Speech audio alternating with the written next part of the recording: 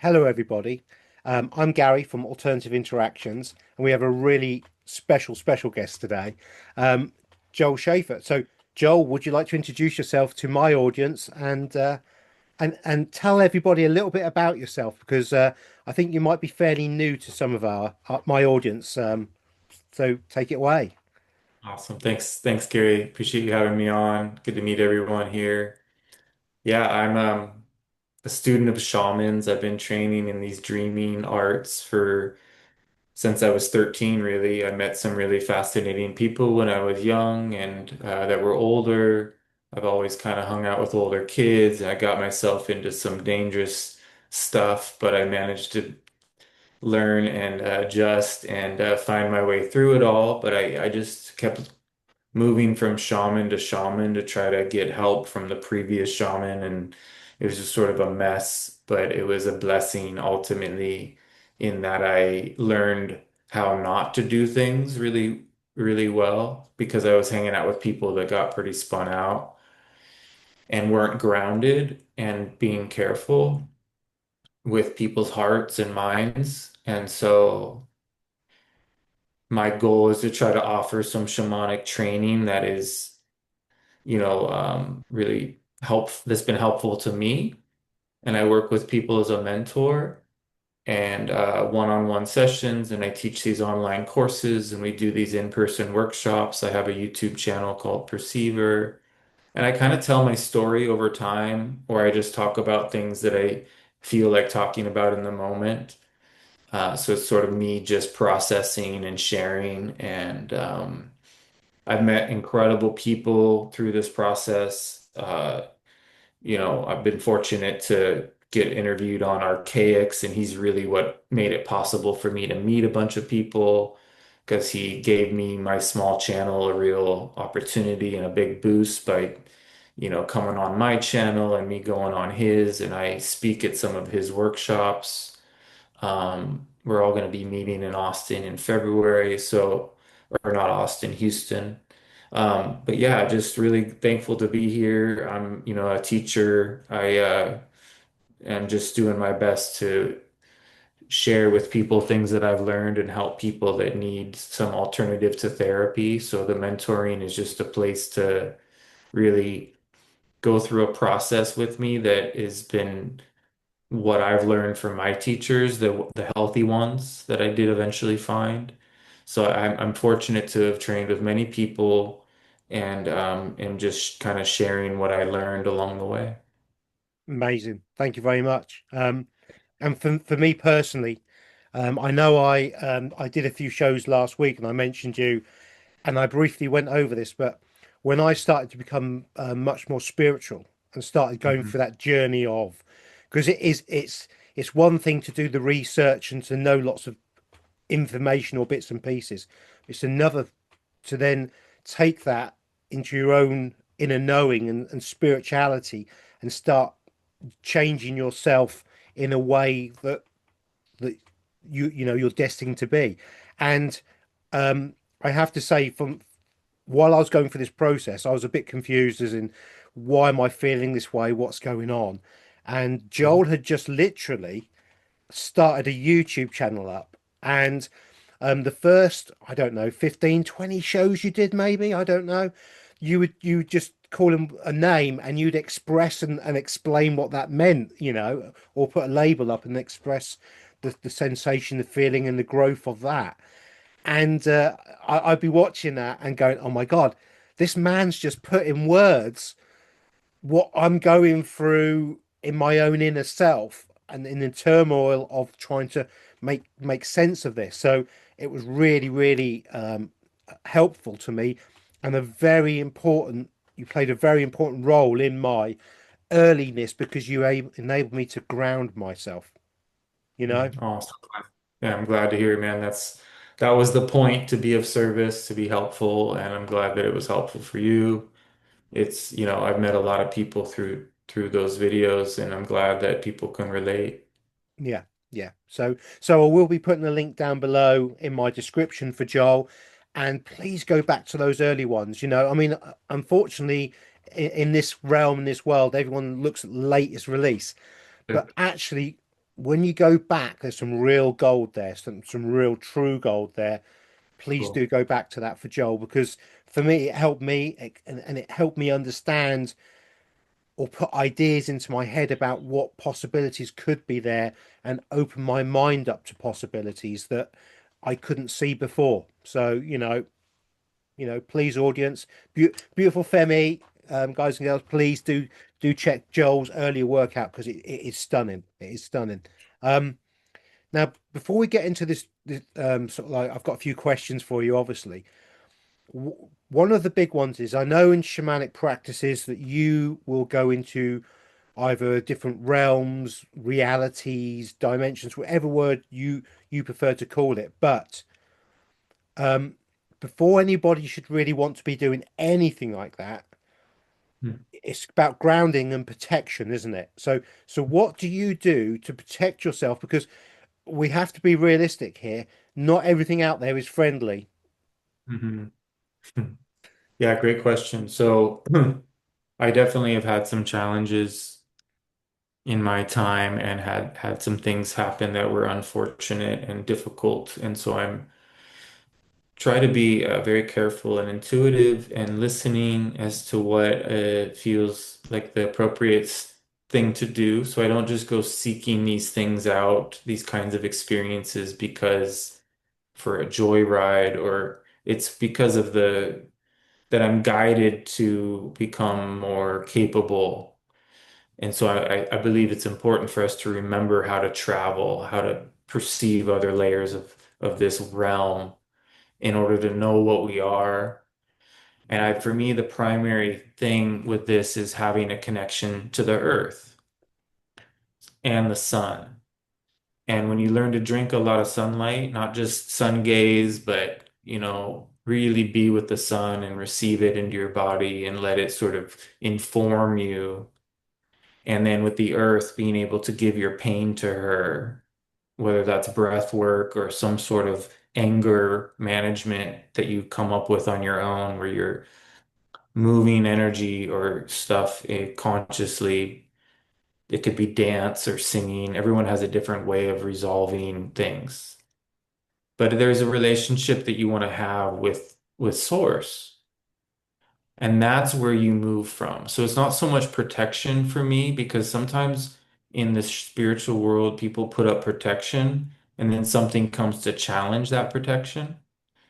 But if you're more in your intuition and you're learning how to carefully become capable of dream adventures and otherworldly adventures, then you'll go through you won't skip the basics. You'll do the steps that'll make sure that you feel confident and strong out there.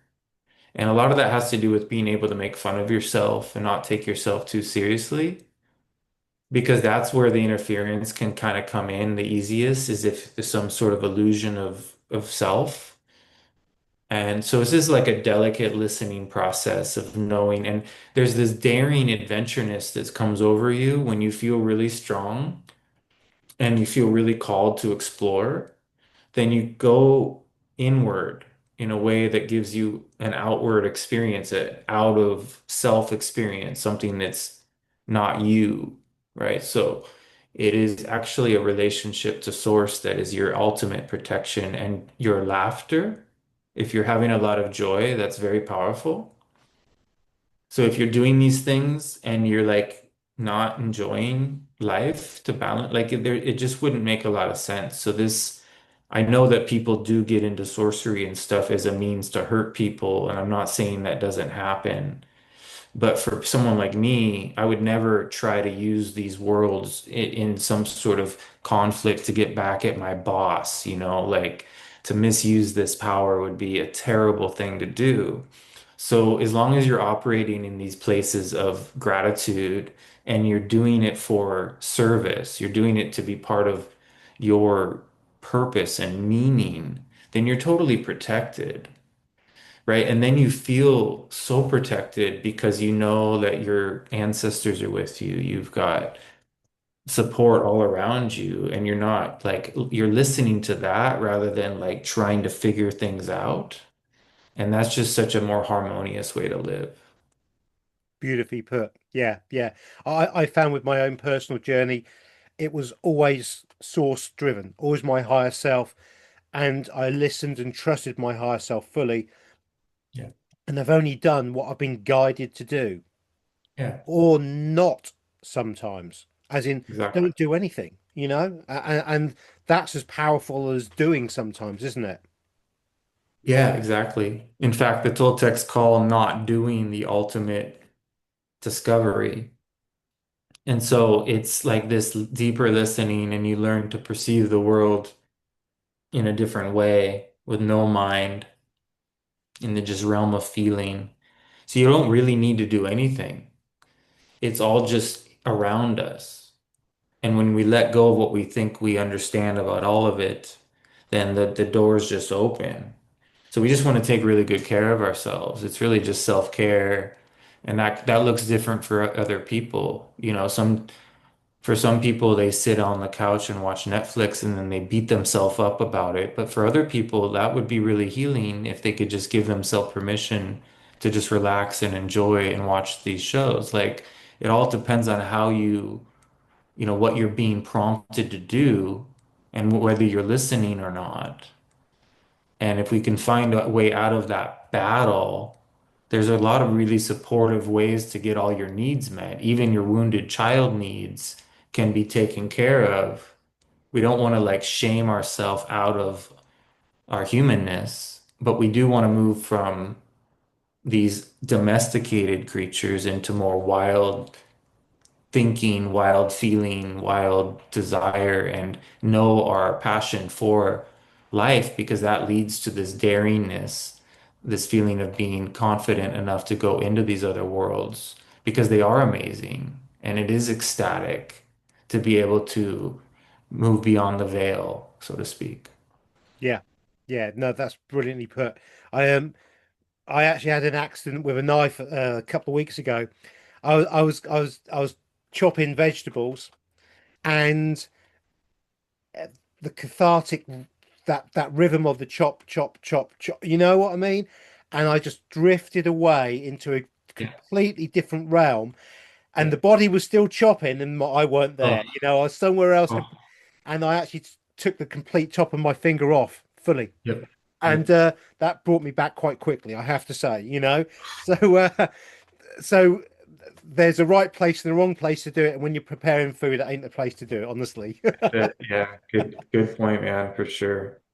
But I found with my journey that the hardest lesson for me was to forgive myself in love. So it was to forgive myself for sitting in front of the TV, watching whatever it would be in my downtime, and the thing I needed to get my brain into the right Yeah. almost state of being to then allow me to be, and that love of forgiveness of all the things, and almost to be able to look at yourself in the mirror and accept the good and the bad, but be able to work on it without the ego or the inner child beating you up from the externalization of society, which we have to balance so hard.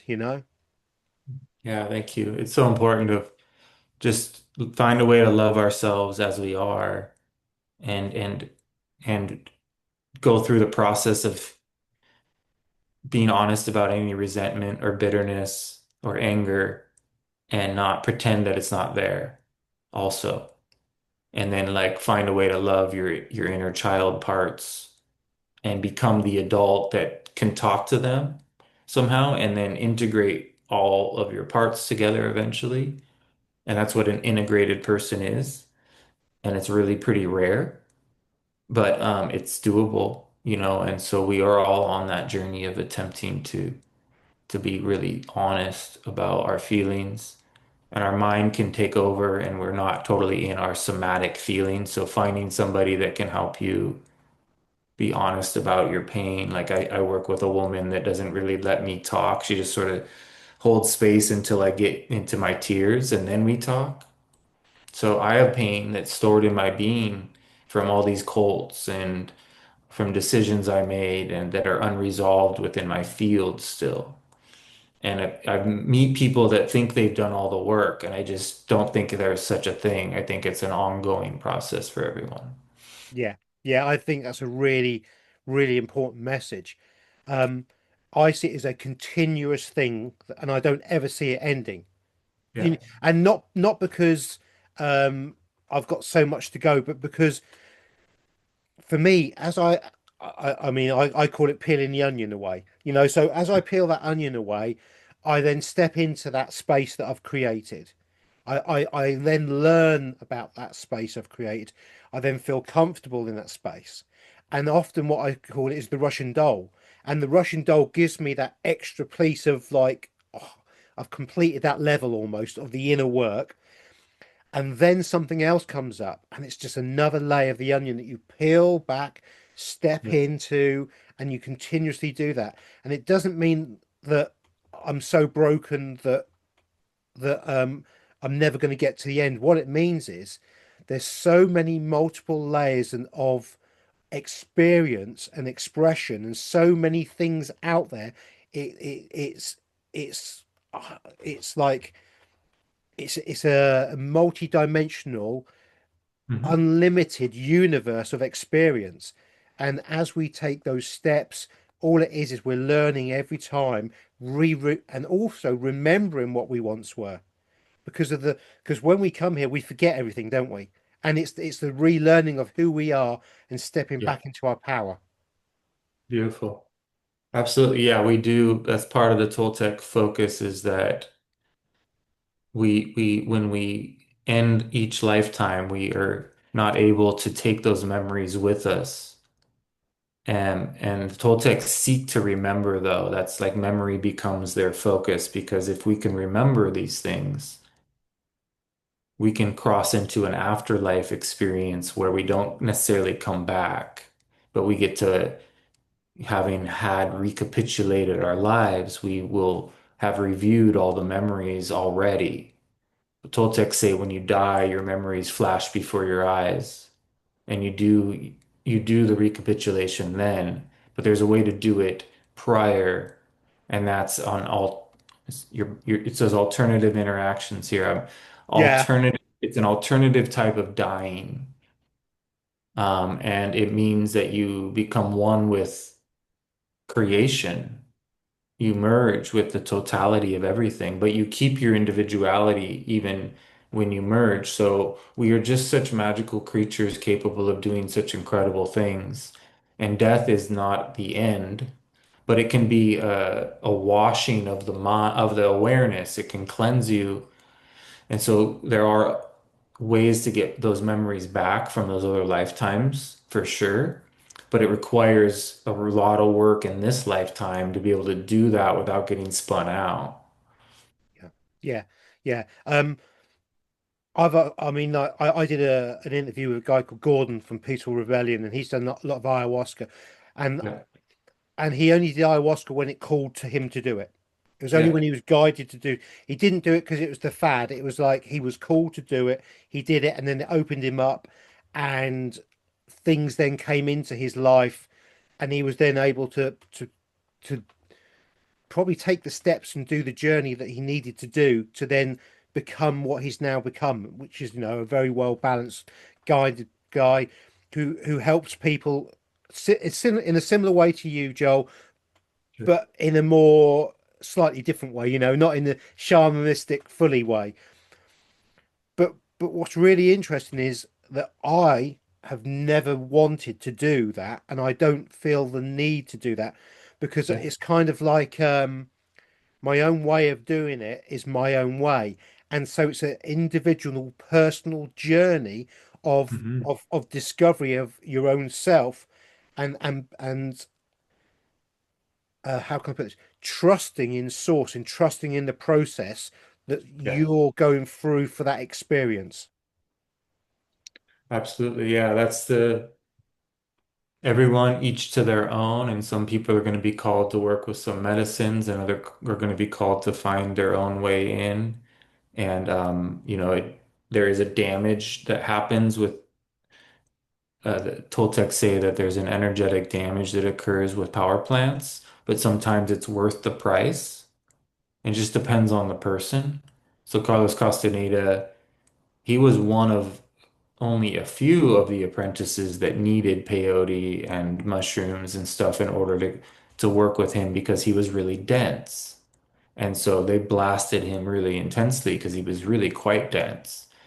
And other students didn't need it at all. So it's just about being honest with each person coming to know where they're at and finding your own unique path and becoming yourself rather than trying to copy the way somebody else did it. So listening is key and a lot of people get into the ayahuasca stuff and think that they have to do it all the time. And then it can lead to a relationship with the medicine to where the medicine sort of is controlling you rather than you making use of the medicine. Yeah, yeah, yeah. And again, um, I'm very much into externalization of our power because from the day we're born, we're taught to externalize, and somebody else will come and fix our problems. And Yeah. and one of the big powerful lessons that I had was that actually no one's going to fix my problems. The only person that's going to fix me is me, you know? And although people can help and guide me in that, ultimately Yeah. it's my path and my journey to fix myself. Yeah, that's a Toltec perspective too, that if you're worth a salt, you wouldn't let somebody help you anyways.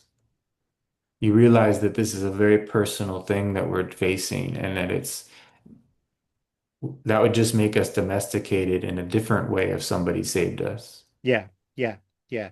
I mean, I've always shunned organized religions, never liked government or anything like that because, you know, it's not helpful to us in becoming. This is the one of the oxymorons, and I don't wish to offend anybody here. Yeah. I am a sovereign being. I didn't ask permission from anybody to be so. I just am. And yet people will go to the government with legal papers to ask permission to become sovereign. Do you see what I mean?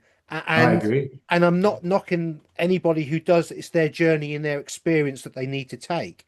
But for me Totally. personally, that is externalization of your power, and it's also giving something power that deserves no power. Hmm. Powerful, man. Thank you for sharing that.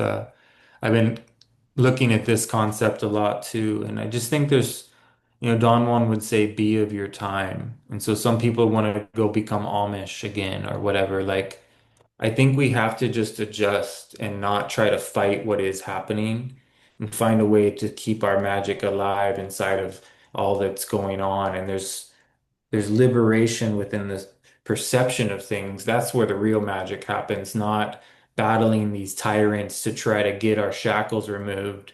We have to do it like Houdini did it, like where the shackles just they don't exist because this place is illusionary and it's a beautiful illusion, but shamans figured that out that it's not a physical place. And therefore, that's the secret is to unbind from these things that would typically feel like prison planet, whatever. That's just another hijack, like, and just being open to the solutions that are more internal rather than trying to fix it on paper, for sure. Yeah, yeah. For me personally, my journey is all internal, and that's exactly what it is. I did a show with Miten the other day, and we were talking about walking down this path, and we had a circus and a carnival all going, and that's what I call the noise around us. And it's all really tempting to come off the path and go on the Wurlitzers or ride the horses or even go into the big top and play and watch the clowns perform. But fundamentally, that's all noise around us. And as we walk the path, we become powerful in our own right and we pull in our own power and energy because we realize that all of that is just noise and it falls away until we then, I think, we get to a stage where, and I never understand, I'd heard you say this a lot, and it was holding your power, holding your peace, being in your power, you know, of just being. And I only really experienced that probably about 2 or 3 months ago, where I'd suddenly, it just felt like everything dropped away, and I had pure and utter peace, calmness within me. And that was a very, very powerful thing. And it was an amazing sensation, and I was like, oh my God. And as soon as I got that, I was like, oh my God, I now know what they meant by holding your power, because I felt for the first time. And this is a journey that's taken me from 2021, everyone. It's not quick. It's a proper journey. Mhm. And I finally felt that for the first time, the inner peace of holding my power and allowing all the noise around me to fall away. What One of my key sayings on my channel is, I observe but do not absorb. Beautiful. Oh, congratulations, brother. It changes everything. You learn to live in that state all the time, and then you start gaining the real clarity on what it's going to take in order to withstand the jolts that will come later, because this place is designed to rearrange us and teach us, and it's really beautiful. It's a lot of sadness and a lot of joy. And so it's just our vessels are designed to handle that kind of electricity, but it comes like you become a conduit for energy to move through you so that you can be of service. And this realm will purify you through the experiences that it will present to you. And that's why Toltecs actually don't run from the matrix. They hang out in it and get proficient at being able to handle what would typically can be considered a non-spiritual experience. But we don't want to, Toltecs aren't spiritual, they're energetic and practical. It's the energetic stuff that sounds crazy that people don't understand, because with limited energy, limited perception. But if you start to save your power and not let it spill, then you just become capable of having greater and greater levels of ecstatic connection. And life becomes very psychedelic. Everything becomes beautiful. Everyone's story is rich and meaningful, and there's signs and omens everywhere. And you start to get used to that. Instead of it being the exception, it becomes the norm. Yeah. Yeah. Yeah, that's very powerful and very well put.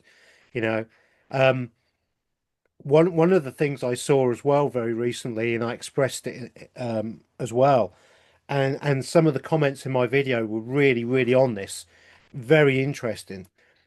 Because when we get to that stage of the inner power and the inner peace, we then understand the conceptual nature of life and death, for me personally, because there is no difference, because it's all the same. Yeah. Yeah. The way I see it, it's all the same. And so we get all this thing of, "Oh, when you die, don't go into the light, or don't follow this, or don't do this, or you've got to make a choice. It's got to be left, or it's got to be the right choice." Do you see what I mean? And I'm going, actually, there is no choice, because you're the all-powerful being and you don't have Mhm. to make a choice. That's just part of the same noise that Mhm. we had down here, is the external extension of the next realm, as part of the potential trap or the capitulation into the externalization of your power, just in a different form. Absolutely, brother. Yeah, I'm glad you brought that up. It's so much more magical than the reduced way in which people speak about things. And there's so much guidance. And so to think that we would be without that guidance, and not know, like it just doesn't, yeah, of course there's trickster spirits and there's interfering energies and there's things at play. The Toltecs talk about the death being like a long dream, and you work through any unresolved stuff that you didn't deal with in this life. And it's all really beautiful, the process of reviewing your life. And we want to do that now so that we're free. They Toltecs say that life is the arena and death is the player. So it's a really exciting to know that we could die, right? It brings appreciation to the experience of living. But that doesn't mean death is the end. No. It's just like a second birth. And how we interact with that is has so much to do with how we're going to experience it. So how we perceive it. And then, across the board, like, yeah, we could turn this whole experience into something ridiculous just by how we talk about it. And we can do the same and when we talk about other things and place those same stories. And it's just unfortunate, but the cool thing is death reveals our totality. So those things we're projecting out there get cleansed in the death thing anyways. It is just isn't like the way people want it to. They want to personify it in a way that doesn't fit because it's so much more expansive. Yeah, yeah. And we also have to be mindful that the perception of death, which is only a perception, obviously, is often controlled via the external sources, buying for your energy from True. that, like controlled religion or some kind of cult that's feeding off that energy of you because they want you to go down and give them your power when we are so powerful because we create everything in this realm, don't we? And I should imagine we have a this is the question. I assume. I mean, I've watched Jason. I think I joined Jason when he had 4,000 followers. Literally, you know what I mean. Wow. And I followed him along. I haven't watched him so much recently because I've been so busy with my own inner work and doing all this channel and everything else like that. I'm sure you understand that things drop away, but the reality tunnel side of Jason's teachings or his philosophy has been a really important one to me. To understand that we are the true creators of this realm and we create everything in this particular waking realm. And I call this the waking realm because I like to define it from Mhm. somewhere else that we could be or somewhere else where we go so that there's when I'm talking to my higher self and I'm asking them questions about things using my pendulum, I'll always say, is this in the waking realm or is this in another realm? So Yeah. for you, hopefully you agree that we do create our reality here. With your experiences going into different dimensions, are we the creators of, or do we create, or do we have a creational energy within these realms that you've noticed, experienced, or felt? And that's quite a deep question, isn't it? Yeah, yeah, it's amazing. I think it's all mysterious. I don't think it's stuff that we could necessarily say or speak to. My elder used to say that even God exists within the confines of creation. And so when you're connected to creation, which is the mother, the physical experience, which isn't actually physical, but it's a feeling-based realm. I think that we are an extension of her. We are children of her. And so we are the creator in that respect. We are all creators and we create reality based on our access to our imagination. But our imagination isn't made up. It's directly perceiving energy as it is communicating with us.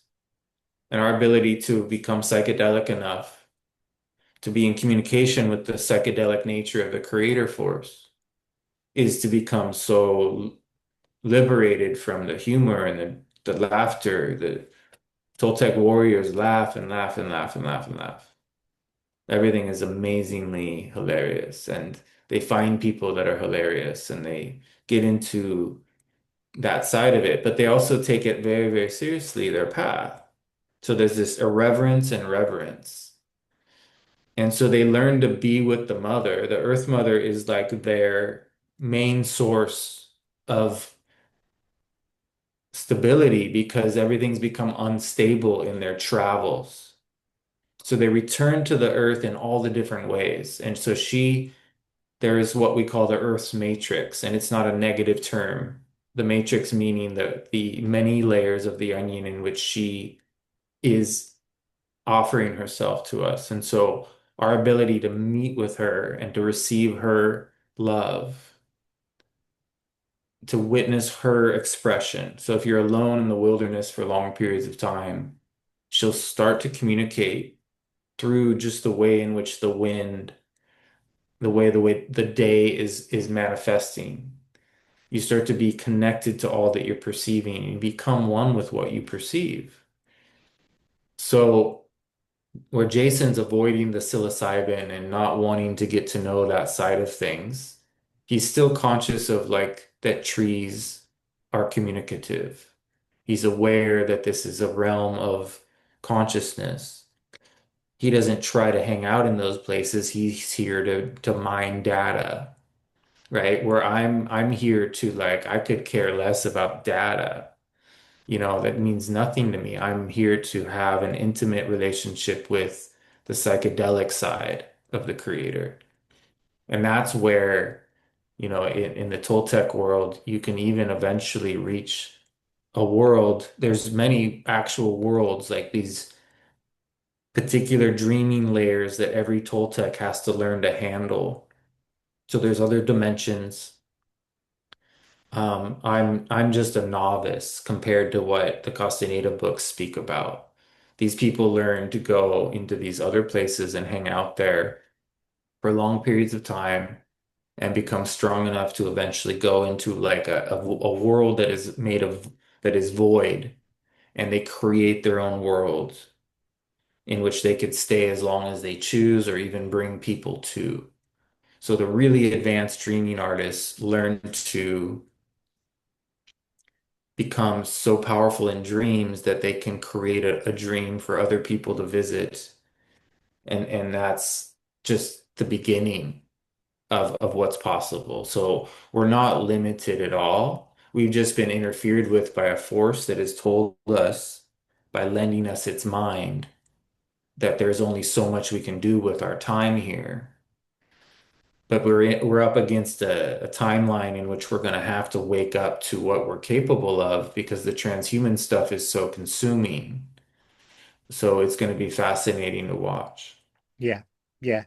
Um, on my channel, I call that the transhumanism is the Fibonacci sequence, the Tenkathar grid, or the Merkaba, or the cube, the black box, which is everything, it's Saturn and Yeah. all the relevant names or labels that wish to be put onto that. Yeah. And I see Gaia and creation as the Chris code. Not Hmm. Christ, but Christ code. And this is a Hmm. 12 grid system with positive and negative charge that can create from nothing. And we Hmm. can use that. And that's what, with the human design understanding and everything else, it's a multiple layered AI holography or toroidal field of consciousness. And we have multiple layers that interact within the layers to create the perception of the reality which we're having, even though it's a non-reality. And that's another one that people struggle with, the fact that actually nothing is real here, but our perception of and our experience enables us to have a real experience while we're not having a real experience at the same time. And to truly get your head around that one's a bit of a mind bender as well, isn't it? Yeah, for sure. It takes a very detached person to be able to interact in these truths in which each truth is contradicted. And these contradictions are representative of the truth. And because they expand. So this is not a physical world, but because we perceive it as a physical world, therefore it is. Yeah. And therefore we die a physical death. But we didn't actually die a physical death when we died. It never was physical to begin with, and that's all revealed at death. But it almost takes death in order for that to be seen. So how do we have that shamanic death, that ego death that allows us to interact in the energetic side? Otherwise, if we think that we're in a physical world, we'll always be bound to the physical limitations of that physical world. We'll never know how to really unlock our resourcefulness. So it's very terrifying to open up your perception to that we've been hijacked, that this holographic projected reality has been interfered with by forces that have convinced us to stay put, like cattle in a fence. Yeah. But we're not, it's like this. I heard this guy say we're all chickens in a chicken coop, but we didn't realize that we're eagles and we could just fly right out of the fucking fence line. Yeah. But because everyone's acting like chickens, we just think we're all chickens, but we're fucking eagles. So somebody's gonna have to fly and remind us of what that looks like, right? And we need to hang out with people that have that potential. It's just inspiring. That was perfect. That was amazingly put because that's exactly how I see it. We are eagles and we have the ability to do anything we want.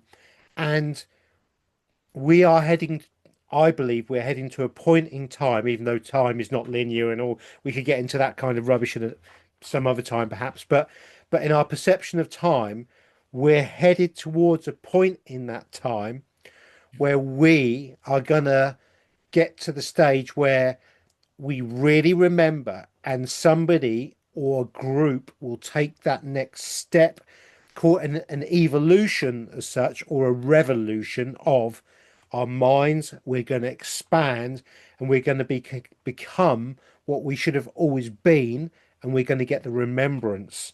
And at that point, the game's completely changed in this realm, and we have a completely different set of parameters to work from that I call them the dumb elites. The dumb elites, it's their fear.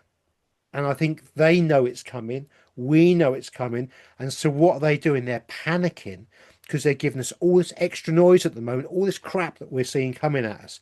And it's to distract us off that path. It's the circus again with the walls, and in the fun theme park. It's to distract us from going out of the park, turning round and observing the park for what it truly is and saying F you. Yeah, and it's a hundredth monkey thing too. The more people that figure out how to have the courage to just look at what it is, that courage can spread. And so we want to be humble around the way in which these beings, operate. They're ruthless in that they're willing to do whatever it takes to keep their thing going. And so Toltecs say not to battle the tyrants directly. You want to make fun of them, you want to sort of outmaneuver them. And that's where the work is. It's in not letting these storylines hijack our imaginations. And eventually it's just a matter of time before enough of us become synced up that it has a massive effect on the totality of this whole thing. But you have to be able to see through the theater and not be attached to the outcome in order to be guided on how to navigate it because it isn't simple. I mean, it's become so complex that only simple solutions will heal it. And yet the complexity is it's a network, that's surrounding us in every possible way that's fear-based. But love is so much more powerful than fear. Yeah, yeah, totally. Well put. The love and the fear thing is quite an interesting concept. Several years ago, I lived in a quite a horrible area, and I was surrounded by people that society didn't want, and they were shoved into flats, and I happened to circumstance to be there. And there used to be a guy in one of the flats, and every now and again he'd have an episode, and he'd scream and scream and scream, and this could be like 2, 3 o'clock in the morning till 6 o'clock in the morning, you know, and nobody in the area would sleep because this poor bugger would be screaming. And I can remember this episode started at half 2 in the morning, and I'm laying there, and I thought I'm going to change my response to what is happening. So I opened the window and I sent him pure love. Hmm. And I gave him permission to shout and scream, and I said, I love you. It's fine. Everything is gonna be fine. And Wow. within a few minutes, he shut up. He stopped Wow. within a few minutes. And that was a very, very powerful thing to understand that the perception of me changing my perception of a situation completely changed it. Now I don't know if he stopped because I did that and it was just happened to be coincidence, but previous times he had gone on for hour upon hour upon hour, and this time it was stopped within half an hour, and Yeah. that was a very powerful moment.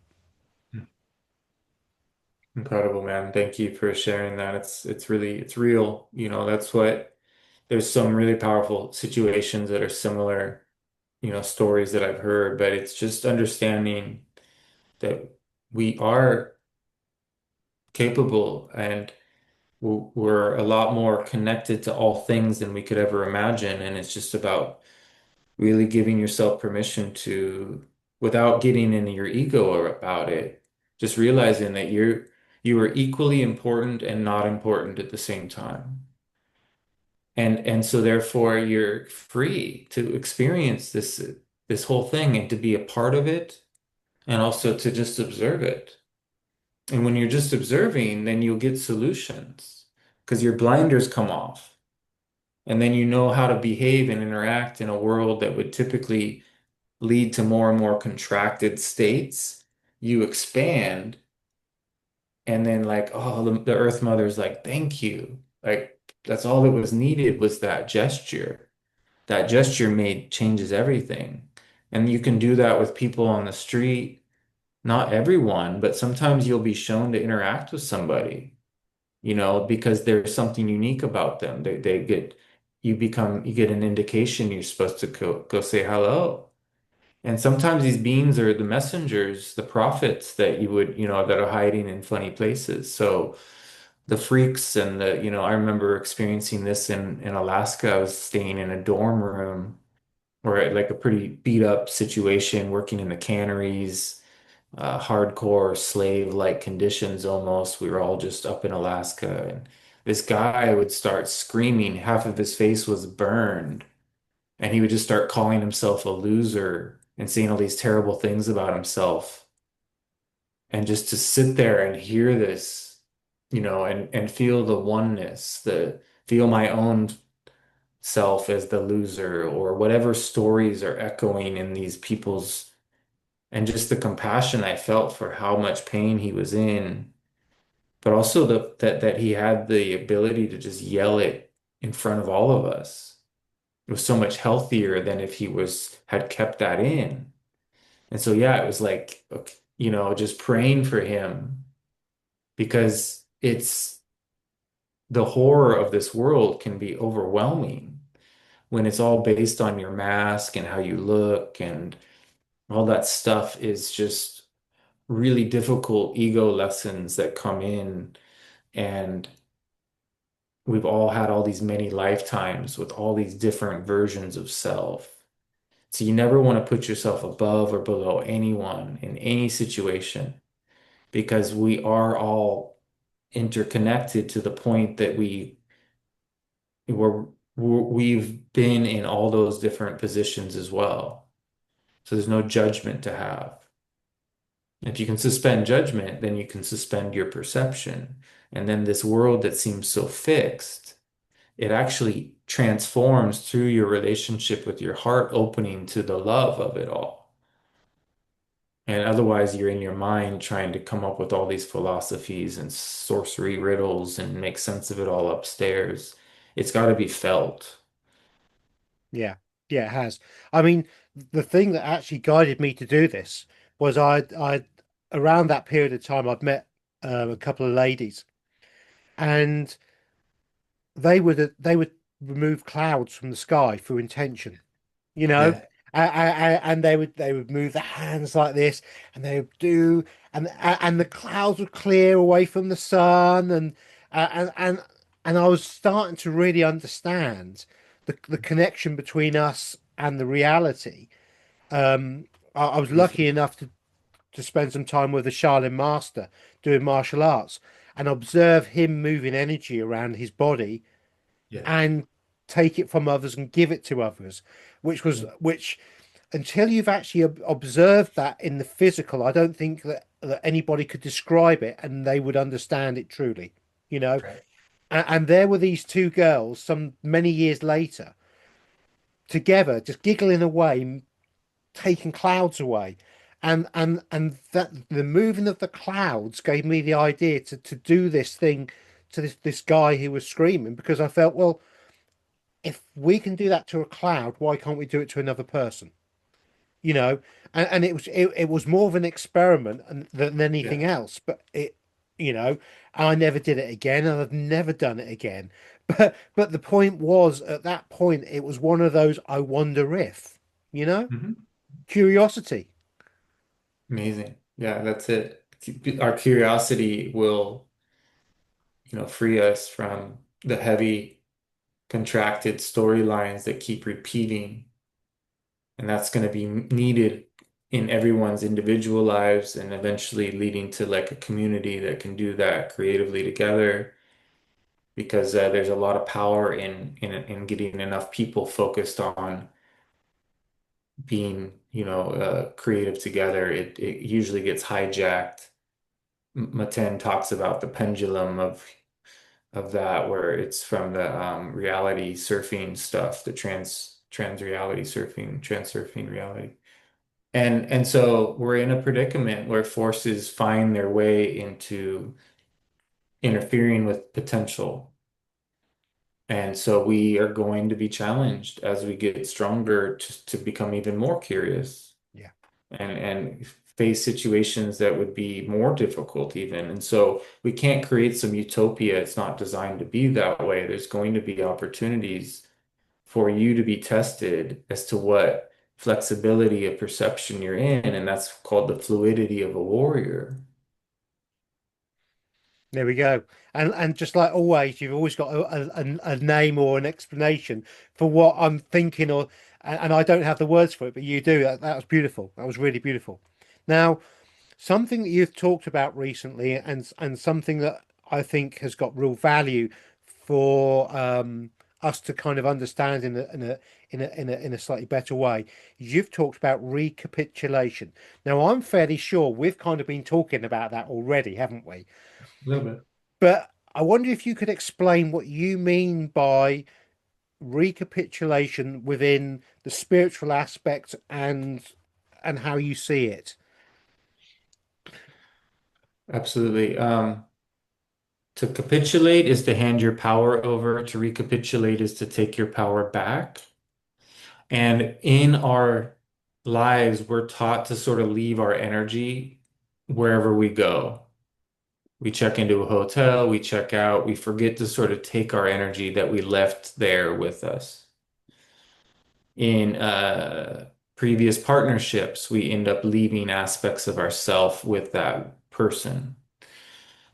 This is soul reclamation work where you go back in, we say that the past is still happening and the future is happening.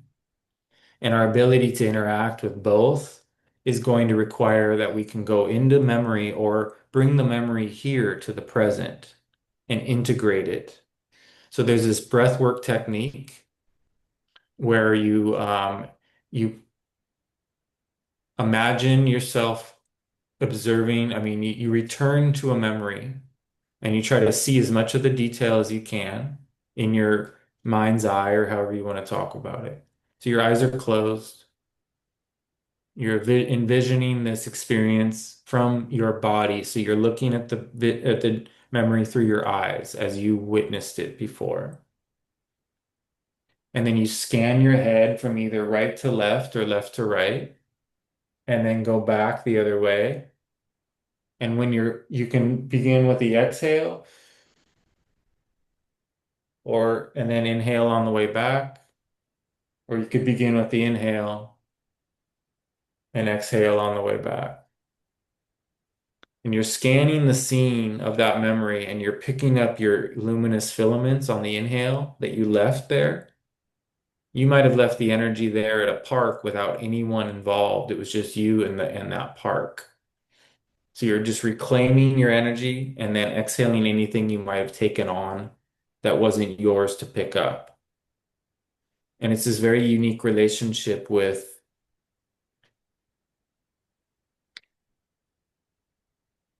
your essence. You start to be more sensitive to what's yours and exhaling anything that isn't. And it's just once you start practicing this, you get a really clear muscle, an energy muscle gets stronger. Your ability to focus on memories increases. A treasure chest of memories start to come back that you forgot all about these feelings that you had as a child. So we compartmentalize our memories. And this is a way of sort of spreading it all out so that the past, the present, and the future are all simultaneously occurring. And therefore, your future self is informing you on how to behave. Kind of like you could eat mushrooms and they'll teach you how to live a better life if you're listening. But there's a way to just get your higher self to inform you directly. And so the recapitulation is soul retrieval work that you do on your own. You could also hire a medicine person to do some soul retrieval work for you. Like maybe you got in a car accident and you left a big chunk of yourself on that highway. And it's really hard and traumatic to sort of go back and collect it because something happened. Um, but soul retrieval stuff is real, and this is a way of doing it on your own. There's a book called The Sorcerer's Crossing by Taisha Abelard, and she explains the old school way of recapitulating, which is really difficult. I recommend a more flexible version of it where you're not so strict around it and just be creative with how you go about it. Um, and the one of the reasons why I teach these shamanic movements that I teach are because they make it easier to recapitulate. For whatever reason, they were designed to activate and break up stagnant energy in your energy field, your toroidal field that surrounds your physical form. You're breaking into that energy that typically crusts over and makes us get old, and you're breaking it up and then lending it to your organs, and you end up starting to feel this vitality come back that leads to being able to do things that you just didn't have the attention for in the past. You were too distracted before. Now you can focus like never before. And eventually you'll be able to recapitulate for hours each day. And if you do that, incredible things happen eventually. And you're able to go into other dream worlds consciously and become conscious while you're dreaming at night. So it's a three-part system. It's movements, recapitulation, and then opening what we call the gates of dreaming. The recapitulation is the most important part because that's basically reviewing the memories that are going to flash before your eyes when you die. You want to review them before your death. And then the universe will give you like this ticket where you get to like go into this extra stage of the video game that most people don't get access to, where you can kind of drop into all the different stages whenever you want. And so we're in a realm that is intelligent, that's hilarious. We're here for purpose and meaning. And this is a way of interacting with that purpose and meaning. It's just like the most inner work you can do. And it leads to like being so okay with being alone. And so much of that is what makes it, this whole place light up is when you're not needing to be validated by people. You've found a solution on how to energize yourself in your aloneness. The trick, though, is some people become hermits and get lost because you need to also be able to function in a wolf pack and be part of a community too. So this is deep personal work that nobody can do for you. And then eventually you integrate and come back into the world, having done a lot of recapitulating, and you learn you're no longer offended if you go work for a boss that's mean or cruel or crazy. You're no longer like needing things to be a certain way because you've become so resourceful and you're psychic and psychedelic. So it's a way of basically living in a permanently altered, heightened awareness state. Wow, that's really powerful. Thank you for sharing that. You're Um, welcome. I'm sure there's many on the channel who will be have kind of hit brick walls almost. You know what I mean by you get so far, and then it's like, what do I do next? How can I Yeah. take the next step without being too radical? But I want to do it myself, and this is pure self-empowerment, isn't it? Really? Yeah, yeah. Yeah, I'm a personal empowerment mentor, and if people that work with me one-on-one, it's not a matter of whether it works or not, it's just whether they continue to do the work. It's really simple. If you were to do these movements over and over for the course of a few years or a few months, or just depends on each person, they're going to energize you and they're going to make it possible for you to change your life. But the reality is, most people are addicted to their suffering. Yeah, yeah. Um, this is something I call labeling. Okay, for my own language, I know I've got my own language on all of this because I've had to work it out and give it labels myself. And we have victim mode. And Yeah, what they'll do is they'll label themselves as I have X. yeah, And because I have X, yeah, this is why my life is shit. And this is why I have this problem. And this is why I have that problem because I've got X. yeah, But X doesn't actually exist.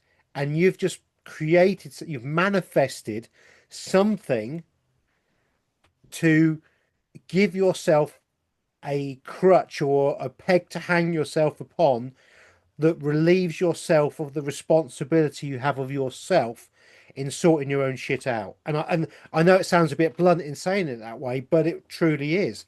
And that's why I call myself a researcher, because I don't want to label myself anything. And when you're researching, you're constantly moving forward. And when you're yeah. doing the self work, you're constantly moving forward. Amazing. Yeah, brother. Oh, so cool.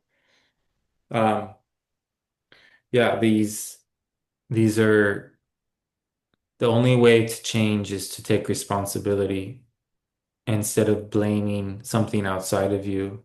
And so that X that you're talking about is a way of having a story, that keeps you from having to truly live. Because if you get rid of that X, now everything's possible and you're responsible. There's no one to blame whether it works out or not.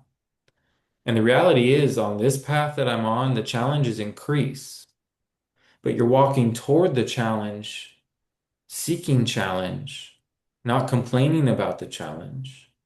And it's a mindset shift that really is empowering, not disempowering. And so when people want to get rid of the challenges, they're trying to control something that isn't controllable because this place is designed to challenge us. That's why we signed up for this, to get strong, to get the experience. And you can't take anything with you from this place other than your experience. And so that's where it's all in. If you're all in on your experience, then you won't be stuck in a shitty job because you'll see the solutions on how to come out of that. And I had to work two jobs, this that I do now while doing the other thing. And I had to learn to go without sleep. I had to do all kinds of strange things. I also was willing to go sign the thing to get unemployment so that I could take a break from work and heal. It's okay to get the help sometimes from the places where you think you should say no to or whatever, but it's that fluidity of a warrior. It's like, getting a time away from everything can be the critical at the right moment, depending on what kind of symptoms are presenting in your stress level and your energy levels. But the universe does reward us when we start to find honest, practical ways in order to reclaim that vital energy. And there is always some risk involved, usually, that's going to determine whether you have the trust in how things play out. And I don't mean blind faith, just jumping off a cliff and expecting something to catch you. You got to be in your intuition as to how that timing goes. But This place is magical and it will support you and teach you everything you need to know. But you got to stop blaming things outside of you and take ownership for every situation that you're in. And that way you can reverse engineer it all. Yeah, yeah. For me, it's having total faith in that I am supported and Mhm. I will always be supported. Yep. So, I've had it in my life, friends have had it in their lives. We've been absolutely skint, and say we've needed £5,000 or $5,000, and you need it, and if you don't get it, you're, oh my God, the world's going to end. Mhm. And out of nowhere, Sure. $5,000, it's not any more, it's not any Mhm. less. Exactly $5,000 will drop onto your lap and allow you to move forward. And that's happened too many times in my observations for me and other people to Yep. not be something that I now use in my life. Mhm. So I actively use the knowing, the knowledge of the support I get from the universe, that it will support me. And I use that as one of my sort of superpowers, if you want to call it, or one of my tools where Source is always going to look after me. Source will always provide when I need something. And so therefore I can take a step off the road of normality, the you know the road that you're expected to go on, the conveyor belt. I can step off it and then I can start to do my own things and observe what's going on, which is a very powerful thing. And the other thing I think is really, really important is the biggest lessons I ever learnt in my life came from adversity. The most difficult times in my life were the Yeah. times when I learnt the most, because That's right. during that time I was stuck and I was floundering, and it naturally came to an end, not necessarily because of anything I did, but it came to an end because it had to. Mhm. And then I had the ability, this is when I first started learning, to then have to start looking back and reviewing my culpability, my actions or lack of actions that created my own downfall, and to try and learn from that to change my reactions and responses in the future. Absolutely. Yeah. We are a product of our reactions. And then, when we realize that the everything becomes so powerful once we know how to adjust and catch. Because there's always an opportunity to go into your autopilot reaction. It's just based on your ego. But if you can catch that moment, you can save so much valuable energy and not say things you don't mean and really be, not because these forces show up and try to get us to do the thing that's going to make it worse. That's part of the program here is to try to like and how, and so it takes real awareness to not fall into that trap that's based on whatever blueprint of behaviors that you've established that were default. And so it's that negative default programming. And there's a way to become a little bit quicker than that, or you catch it just in time. And you have to be humble about how close of a call it was. You can ruin a really good relationship just in having a shadow issue show up in your field and then project it onto that person and or run from true connection because there's somebody there telling you something about yourself that you've never realized and it's confronting. But that's how we grow is we seek situations that are confronting, that are uncomfortable, and we find a way to stretch and adjust on all the levels. And that's again the fluidity, the willingness to know oneself, to recognize that, that we're just novices in all of this. And that's why I read Castaneda material because you're reading about these people that did stuff that's so incomprehensible that it's confronting to think in comparison. But when you come out of this need to compare yourself, then you're just so thankful for the unique situation that you're in. And you don't need to be any further along. And in fact, you recognize that any need to be further along will just spin your wheels and you'll miss out on where you're at. So I watch a lot of people come in and they're like, I've done all this work and I just need you to push me across the finish line. And I have to just show them how little work they've actually done. Because in comparison to these other people that have done all this other stuff, it's confronting, and that's what we need to be realistic about so that we can just be like an 8-year-old showing up to the dojo, learning a martial art we've never learned, and being awkward and uncoordinated or whatever it is. There's things that I have no experience with, but I've gained the confidence to show up willing to learn. So I'm that much more teachable. But if I think I know something, then how can I learn something? So I have to unlearn all the time. Yeah, yeah. Unlearning is the key. One of the first lessons, and it took me a long time to get it, was everything I've ever been taught, everything I think I know, everything I do know is not true. It's a lie, it's a misconception, or it's an inversion of. Yeah, And here's the blank sheet of paper. Start again. totally. And that was so bloody difficult, Joel. Honestly, that was so hard. Yeah, it feels like yeah, your ego wants to take ownership and credit of all that it's learned already, and you want to be seen as having spent your time in a valuable way. You want to defend concepts that you used to say were true. And so it's a lot of willingness to just sort of recognize that, wow, I believed something that was based on deception, and then when I came out of that, I believed another deception thing to, because there's so many situations where, these rabbit holes or whatever are designed to mislead us. And so it's just being able to really come to terms with how naive we are and be able to make fun of ourselves for that and start to come to some understandings of things that aren't based on anyone else. They have to kind of come from within. Yeah. And that is the key. It comes from within, isn't it? Again, it's that externalization or the within because it's our personal journey and it is a journey. Um, Oh, I'm aware of the time. I don't know what time you've got to go or whatever, but um,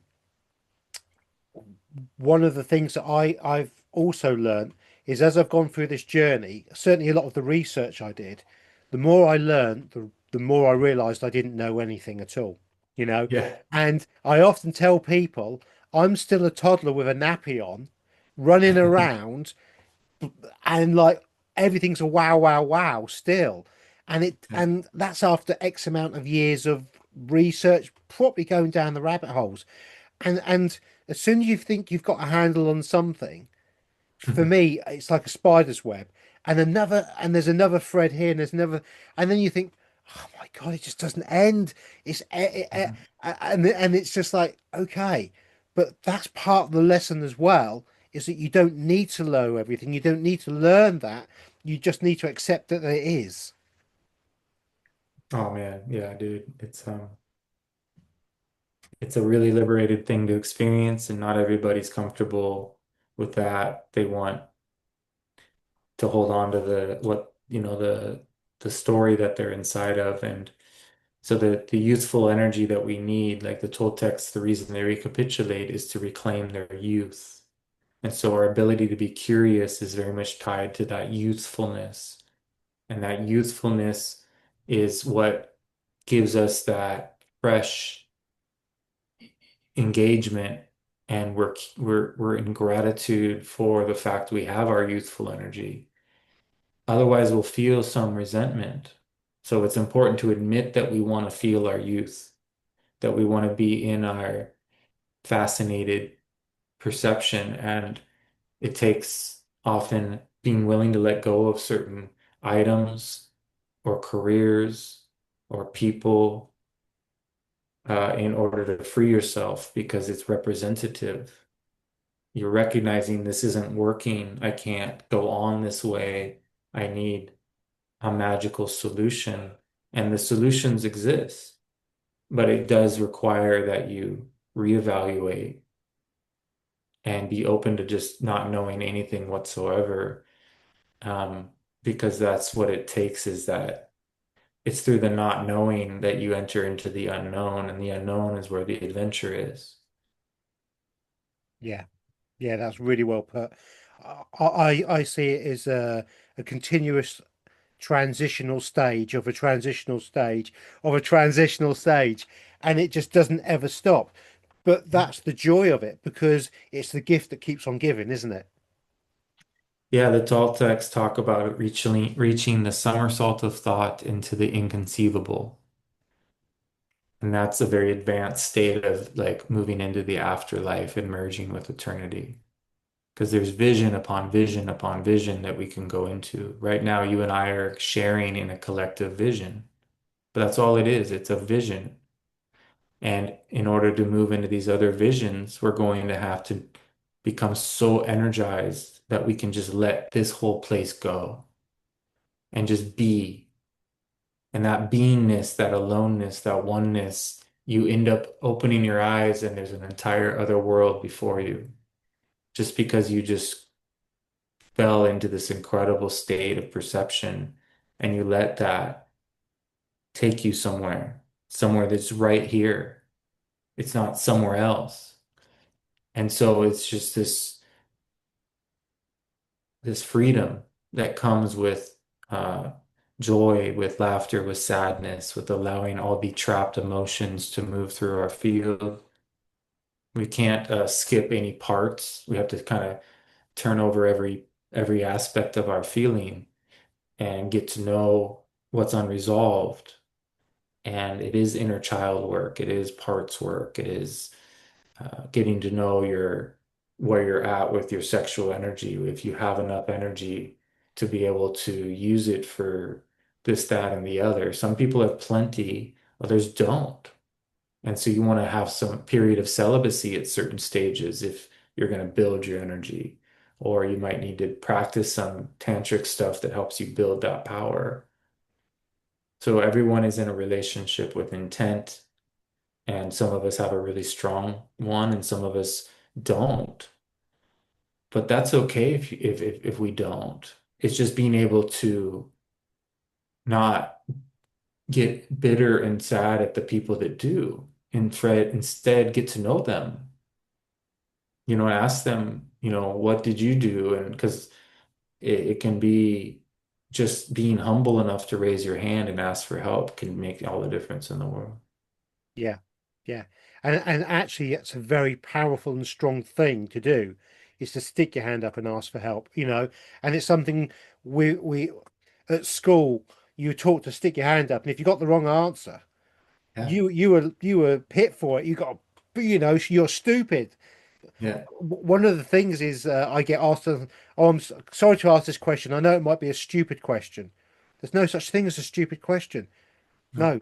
No, the only foolish thing is not to ask the question in the first place. Yeah. Yeah. And it takes courage. I know this will be triggering for people just to hear this, but yeah, it's part of coming out of it's being able to admit to the fact that you're hurting and being able to like still have, the capacity to ask for help even though you've been hurt before. And it's just because we've been hurt doesn't mean there isn't new types of support out there. There's a lot of really beautiful people in this world. There's also people that take advantage of vulnerable people. And so it's how we learn. It's through our intuition and it's through what resonates. So I know lots of people that can help.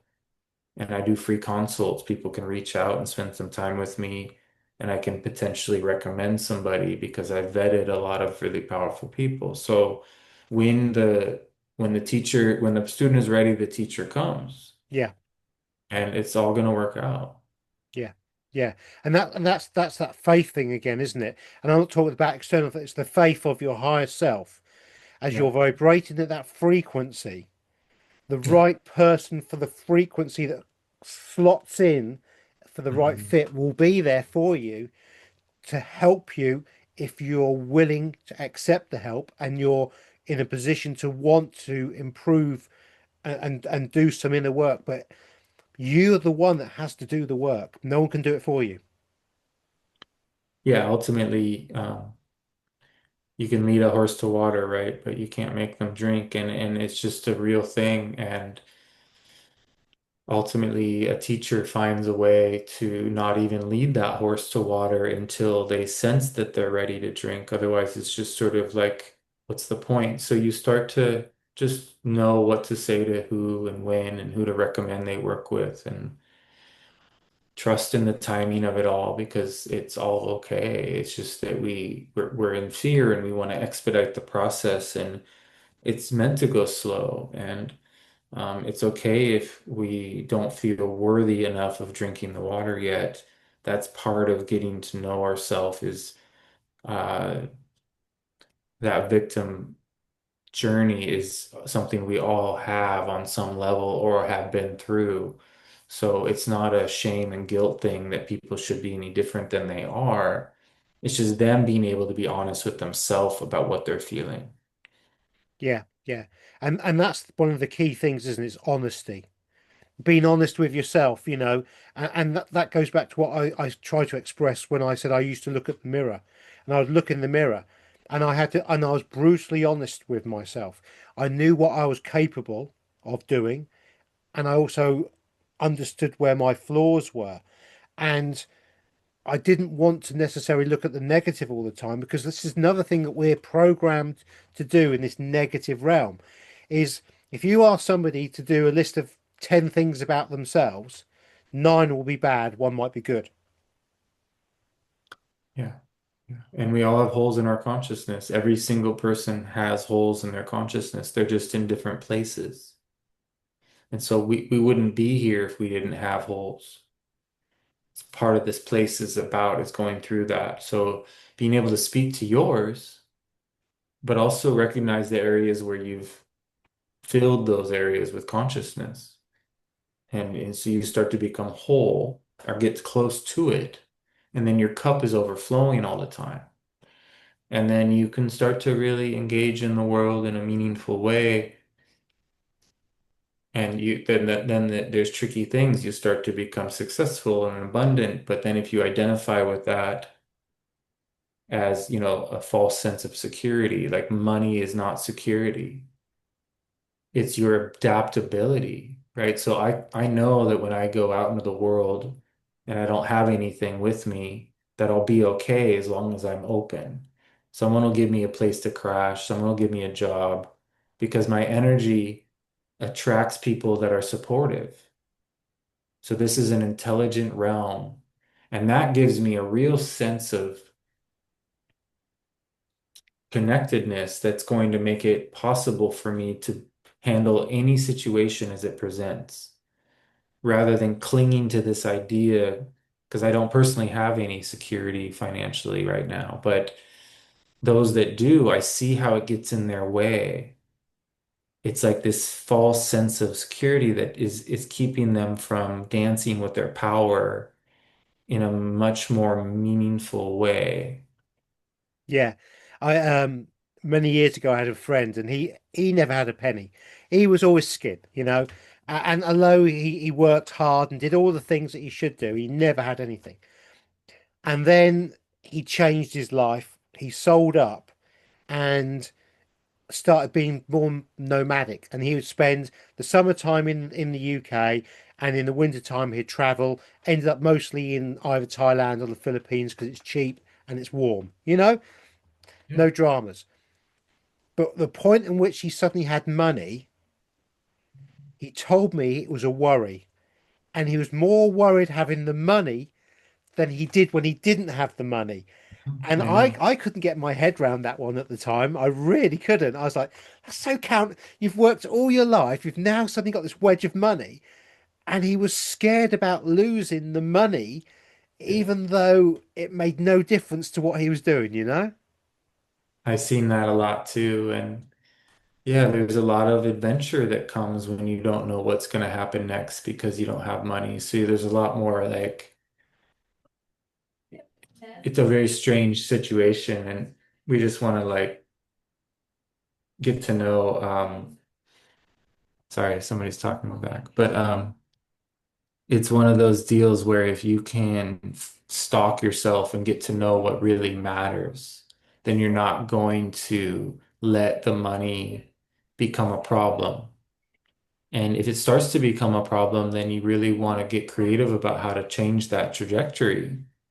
Especially with my friends that generated a lot of income in a quick period of time from like the cannabis industry. They were so funny and free up until that money came in, and now their ego is like, oh, look at me, I figured it out. And then they start dabbling in substances in ways that are not sustainable, and it can quickly just get in the way on so many levels. Yeah, yeah. I actually see money as one of my this is one of my passions, one of my side hobbies, is looking at money and the understanding of money and the Cool. Babylonian curse of the money. An actual fact, the money doesn't actually really exist. It's an illusion, just like this realm, and it's an illusionary device designed to Yes. trap you into a 3D realm fear concept of the want and need of something that actually doesn't exist. Yeah, big time. It's such a key, like Carlos, part of his apprenticeship, he had written a bunch of books, Carlos Castaneda, and then those books sold for, really well, and he was very wealthy. And but part of his apprenticeship was to walk away from his home and his money without any credit cards or anything and go start in a small town from scratch, beg for a place to live, beg for a job, and crawl yourself out of poverty by being willing to work hard and do whatever it takes. And it was not a problem for him because he had been trained for that very thing. And so all the most incredible stuff happened during that time. He got to know how capable he is. Where other people who had all that money, they would refuse to do that, right? And then they would miss out on really becoming a warrior. A warrior is not like you could do this work that I teach from a jail cell. So, in fact, I'd rather be in a jail cell doing this work rather than be on constant vacation without this work. And Yeah, and so I'm not going to purposely go to prison or anything, but I am going to find in each moment. I remember trying to take vacations in order to get a break, but I was really running from myself. And so I couldn't properly enjoy the vacation because I knew that I had to come back and face the world that I had just run away from. And so I've changed my relationship with everything. And now I can enjoy both working hard, vacationing, all the things are all kind of equal because each day is magical. I'm not needing it to be anything other than it is. yeah, yeah. One of the things I've noticed, and I've been lucky all my life, I've been comfortable on my own. I've Yeah, been comfortable in my own company. yeah, I like fishing, but I cool. like fishing places that are in the lakes that are big lakes in the middle of nowhere, low stock density, so they're very difficult. And you get a certain kind of person that fishes those lakes. And they tend to be loners who are quite miserable. And I love that. That's me. I'm a loner. I'm quite miserable, doing your own thing, working out the puzzle of nature Sure. while being in nature, but being on your own and at one with everything, and Cool. and accepting the quietness of the world around you and it not Mm, worrying me. And I notice that many people cannot be quiet in their, or they're not mm, comfortable in their own presence. And that's why they're always working hard, going on holiday, creating this diversion and that diversion, and then moaning about their lives being so busy. But actually, they're running away from themselves. mm. Very true, brother. Yeah, I'm glad you found that. And it's been the same for me. I've spent a lot of time in solitude, listening to the silence, learning to be connected to nature in a variety of ways. And it's not always comfortable, but when you stay and allow something to shift, eventually almost 9 out of 10 times when you go to the forest, you're going to come back feeling better. So using the earth as a means to heal and cleanse. Yeah, yeah. On my channel, I do it as much as I can generally, but I am quite late. I'm a lazy person. I know I'm lazy. I don't do enough work in a work. I'm lazy, and but I accept that, and I Yeah. forgive myself for the laziness. But I know when I need to get my ass into gear, I does. But so one of the things I do on my channel is I do something called an update and babble, and I go into local forests with a cat, like a selfie stick and the phone, and I'll wander through the forest in Yeah. nature, talking about all sorts of different subjects. Cool. But I'm in nature, I'm in the world, and I've got Mhm. that energy around me, or the lack of the energy around me as such. I mean, and it's just lovely just to be, and I can just talk and express myself within the confines, obviously, of YouTube, because you've got to be very careful about some of the subjects I talk about. But you're at one with nature, in nature, and it's just a lovely, you're not in a studio, you're not in a room, you're not inside. You're surrounded by deer, birds. There's all different sorts of mushrooms growing, and there's squirrels running around. And a couple of times I've been walking through the forest, the squirrels dropped a pine cone on my head. You know what I mean?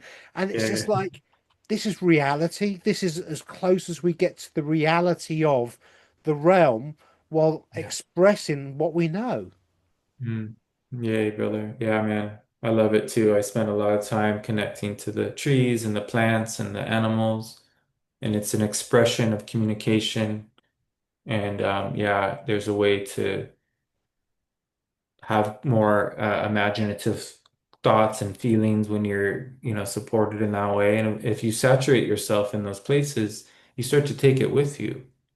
So I spent so many years in the forest all the time that people could tell. They were like, "Whoa, you guys are different." And it's like they had asked, "Do you live in the forest?" You feel like you're, and it was true. It was like that was we were very dirty and like getting muddy and playing and being like little kids and sparring and jumping out of trees and doing parkour before they called it that. And it was an amazing way to grow up or to spend my later teens into my 20s. And I still do it. I still go out and after it rains, I find the wood that I can slide on my feet. I can run and pretend like I'm snowboarding on my shoes and I'm very playful and thankful for that. But I'm also connected to the mother when I'm in a skyscraper at the 60th floor in New York City. I can root down into the earth because the skyscraper is an illusion. Yeah. This is just a dream. And so Yeah. we're always connected. It's just how we interact with that connection. Yeah. My grounding is being by water Yeah. on a lake fishing. And I can go back there anytime I want. And as soon Yep. as I do, thank you very much. You know, Yeah. and like, but you take it with you. And when you Yeah. take the tools, they're tools, aren't they? When you take these tools with you and this armament with you, there's Mhm. nothing that they can do or throw at you because, I mean, even if they put me like you, if they put me in a cell tomorrow, so what? Yeah. I'm going to be telling everybody my truth. Yeah. There's going to be a lot of people out there, around me that are going to know an awful lot of shit that the authorities don't want them to know. But I Hmm. can sit there at night and I will be by the lake fishing every single night because it's there and I'll be grounded and there's nothing they can do about it. Yeah. Nothing they can do Beautiful. about it. Yeah. And that's the benefit of recapitulating too, is that the more we can remember, the more we can return to the most sacred memories we had and go into memories that are unresolved. Like I call them like cringe moments. And if you can clear the cringe by not running from the feeling of what you said or did, but just accepting yourself, loving yourself as you are, getting to know any bitter or resentful parts of you, and working through those feelings so that they're no longer stored in your energy field. And so there's always work to do. It's just a matter of finding our way to do it. So, but for you going fishing, I'm also a big fan of sun gazing off of big bodies of water. So you'll often see me at a lake or a river or a creek, and I'm looking at where the sun is reflecting off the water, and I'm placing my awareness in that light, and it heals me, So there's just all kinds of ways to interact with this realm. I mean, my phone saver, I don't know if you can see that. Yeah, yeah, I By see the it. lake, sun rising, mist on the Yeah, lake. That's my screensaver on my phone, you yeah, know? totally. And that's what it's a, that's so I can't, even though I'm carrying an electronical device, which is not good for us, it's a shackle in many respects. On that shackle is something that takes me back to my grounding every time. Beautiful. Oh yeah. Yeah, yeah. Well, Joel, this has been an amazing talk, and it's probably a good place for us to stop. Um, could you please tell us about your website, and I'll get as much information and put it in my um, Cool. sort of down there. You know what I mean by the bits, but I know you've got a website, and you're now doing one-on-one treatments, and you're doing group sessions, and you're really starting to expand this amazing help for people. So, Yeah. for the last 5, 10 minutes of the show, would you like to express what you do, how they can get hold of you, and what's available, please?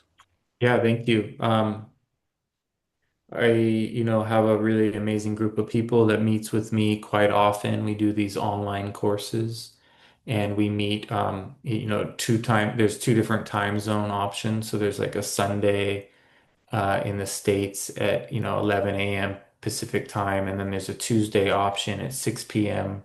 or 5 p.m. Pacific Standard Time. And the recorded classes, so some people can't make those times, but they can still watch the recordings. And it's a sliding scale option, so I try to make it affordable for everybody. And it's just really powerful us meeting and doing these movements together, getting to know these magical passes or shamanic energy passes. They're really helpful to learn. My website is joelschafer.com. My YouTube channel is Perceiver. A lot of people that take these classes also meet with me one-on-one to get into the more personal work. Some people only do the one-on-ones, and I can teach the same stuff that I teach in the classes in the one-on-ones. So that's another powerful way to learn.